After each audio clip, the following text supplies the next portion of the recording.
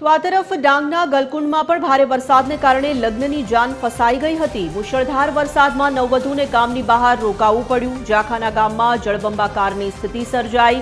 વચ્ચે જ જાન અટવાઈ પડતા દ્રશ્યો પણ સામે આવ્યા છે। ડાંગમાં મેઘ તાંડવ વચ્ચે ફસાયેલી જાનનો વિડીયો વાયરલ થઈ રહ્યો છે। ખેતરો બેટમાં ફેરવાયા છે અને નવવધુ ગામ બહાર જ અટવાઈ પડી છે।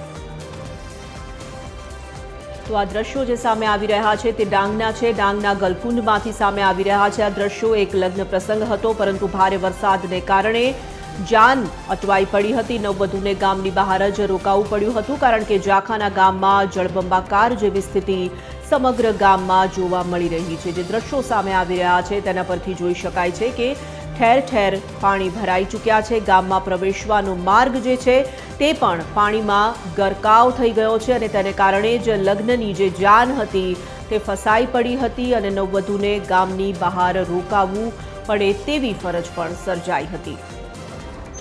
સંવાદદાતા દેવેન્દ્ર જોડાઈ ચૂક્યા છે ફોન લાઈન પર। દેવેન્દ્ર, ડાંગમાં પણ મુશળધાર વરસાદ થઈ રહ્યો છે। મેઘતાંડવની વચ્ચે જાન જે હતી તે પણ ફસાઈ ગઈ હતી। હાલ શું છે પરિસ્થિતિ?